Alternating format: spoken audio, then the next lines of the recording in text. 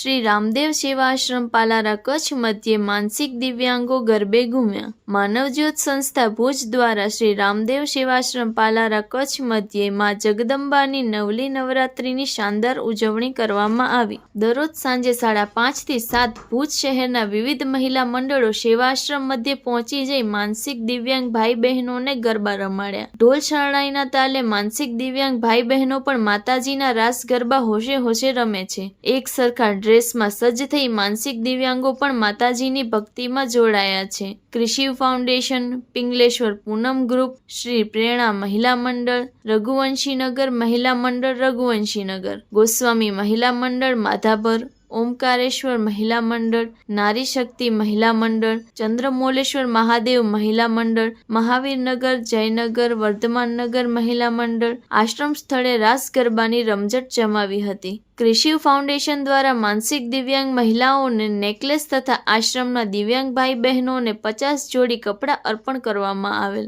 આ પ્રસંગે નયનાબેન ગોસ્વામી, વંદનાબેન ભાવસાર, અર્ચનાબેન મહેતા, હંસાબેન કોઠારી, મીરાબેન જેઠી, રમીલાબેન ગોસ્વામી, ભાનુબેન મીરાણી, આરતી જોશી ઉપસ્થિત રહ્યા હતા। નવલી નવરાત્રિ 10 દિવસ સુધી દરરોજ બપોરે આશ્રમના માનસિક દિવ્યાંગ ભાઈ બહેનોને સ્વ શાંતાબેન શ્યામજીભાઈ જેસર હસ્તે સીમાબેન ધર્મેન્દ્રભાઈ જેસર મુન્દ્રા દ્વારા ભાવતા ભોજનિયા જમાડવામાં આવી રહ્યા છે। સમગ્ર વ્યવસ્થા પ્રબોધ મુનવર, પૃથ્વીરાજસિંહ જાડેજા, આનંદ રાયસોની, કનૈયાલાલ અબોટી, સહદેવસિંહ જાડેજા, ગોવિંદભાઈ પાટીદાર, મનસુખભાઈ નાગડા, પંકજ કુરુવા, દિલીપ લોડાયા, દામજીભાઈ મેશેરીએ સંભાળી હતી। Report by Karan Vaghela, Bhuj.